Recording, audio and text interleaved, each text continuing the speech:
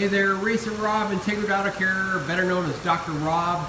Today's patient is a 1994 Saturn. It's actually the parts guys next door.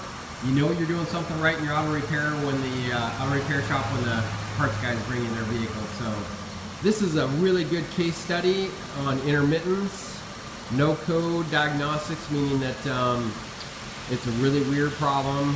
Idle runs away at idle. Has a mind of its own, idles up and down, had it to the dealership, several other shops, couldn't find it. So my basic procedure was I hook all the equipment up, drive them back and forth to home until I catch them. And now that I've caught this one, I'm going to show you what the difference is between inputs and outputs. So case study, the Saturn with a mind of its own, and how to properly diagnose them. Show my customers and my technicians how to do it. So first lesson is I'm really big on equipment. So this is what I have hooked up. I have my Solar Pro, and let's take this light off so we don't show what's going on. So boy, making videos of this art itself. And on that note, if you like what you see, like my YouTube, share them. I like to make automotive fun and exciting again. So here we go. RPM 760 desired, 750 our actual, desired, actual. Throttle position 0.52, that's correct. Throttle position, throttle percentage 0. So this is what the computer's reading. I basically interpret what the computer's reading with my scan tool. Now this piece of equipment, awesome by the way, is my Modus graphing multimeter, or actually oscilloscope. Real fast capture the voltage, 0.53, that's normal. This is what you call throttle body fuel injection. You got the throttle body on top, injector, throttle position sensor right here. I'm tied into this with my graphing meter. So let's go over, I'm going to wiggle test this thing. I mean, the problem is finding the part and the solution. And now that I found the problem, I know what to do. So as you're driving along, wiggling the GPS right now, right there. I did not even move the throttle. I just wiggle tested on the GPS sensor. And it's freaking out. Look at that voltage. 2 volts, 4.25.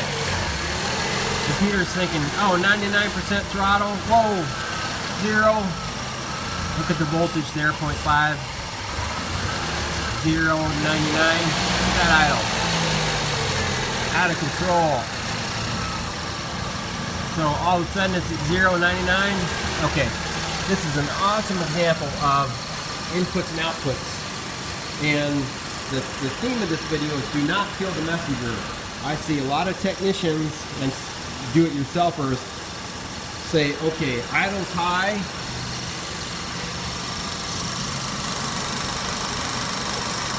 and sorry I don't have my light on, but that's real world. Idle speed control motor is what controls the idle. So they'll say, oh, the idle's sticking up, let's replace this idle speed control motor. Well, the problem is the input. A glitchy throttle positioning sensor. So let me show you that real quick. Shut this guy off. This is the real world training here. And another thing to give those other shops credit, this is a non-code treble. All that glitchiness did not even set a treble code. So that's what causes a lot of technicians to lose a lot of hair, including me. And one thing that helps me was, this is why I went back and got my electronics degree, was to figure these things out, not rely on the computer or those troubleshooting codes that say replace with a known good part. So basically, to wrap up the school theory part, here's your powertrain control module. That's like the computer of the car, and that gets a input from the throttle position sensor. That's basically a sensor that goes up and down with the idle, changes voltage on the return line. And that basically controls idle air control motor, so the computer raises and lowers the idle through those motors, an upper motor and a lower motor. So basically, I like to keep these fun.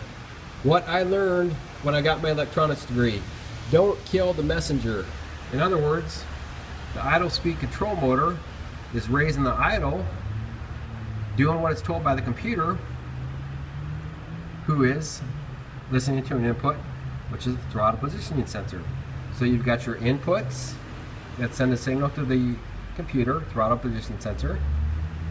The control unit makes a decision and says, oh, my throttle's high, I'm going to raise the idle, or an output. Input, computer, output. Input, throttle position sensor, computer makes a decision, commands an output. So that's why when he's sitting at an idle, his idle intermittently goes up, because that throttle position sensor, which is supposed to be 0.25 at idle, jumps up to 0.99 or 4.5 volts wide open throttle. So I hope I didn't make that too confusing. Basically, you've got the wiring diagram, some theory here, and then back to what I love, which is proving it in the real world, is you monitor what's going on with your scan tool. Of course, I shut the key off. Make sure that it's the actual sensor going bad and not the scanner, because sometimes the computer can make a mistake and misinterpret things. So that's why I took my oscilloscope and measured the voltage at the throttle position sensor. So the fix on this one is change the throttle positioning sensor, recalibrate it, clear codes. There are no codes, but I still want to clear it anyway. And then, of course, the most important part, retest it in the shop, make sure there's no more problems, and then get this 94 Saturn back to its rightful owner across the street at the parts place. So once again, Racer Rob out. Dr. Rob, as I'm called. Do not kill the messenger. Test the sensors and make a correct diagnosis. Okay, Racer Rob, Dr. Rob, over and out. Integrity Auto Care.